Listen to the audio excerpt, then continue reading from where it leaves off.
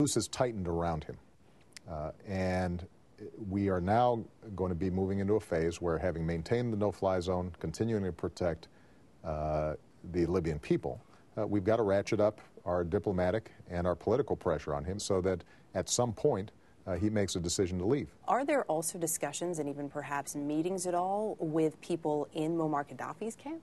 Well, I think that Gaddafi's camp, people around him, are starting to recognize that their options are limited and their days are numbered.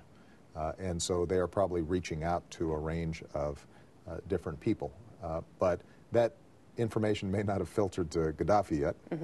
And I think it's too early for us to start having formal negotiations. Gaddafi knows exactly what he needs to do to stop the constant bombardment that he's under.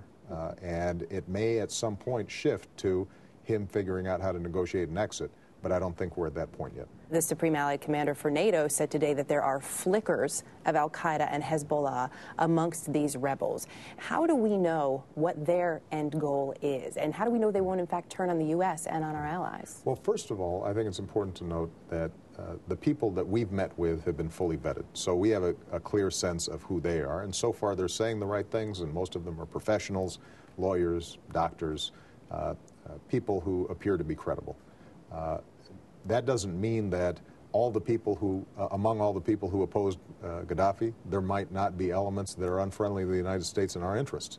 And that's why I think it's important for us not to jump in with both feet, but to carefully consider what are the goals of the opposition, what kind of transition do they want to bring about inside of Libya, because our main concern here is the Libyan people as well as stability in the region. Can you give us an idea of what some of those goals are beyond just removing Gaddafi from power? Well, so far, as I said, they've said the right thing. They'd like to see free and fair elections. They believe that human rights need to be respected inside of Libya. And so if you look at the documents that they've prepared and presented, I think that they are on the right track.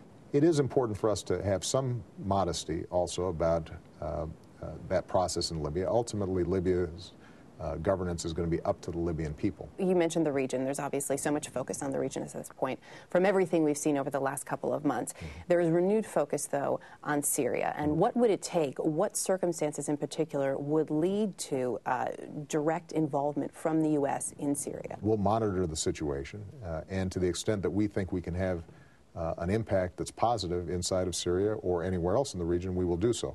But when it comes to military intervention, I think the circumstances in which we start getting engaged in military operations have to be very narrowly drawn, and that's what I tried to communicate last night.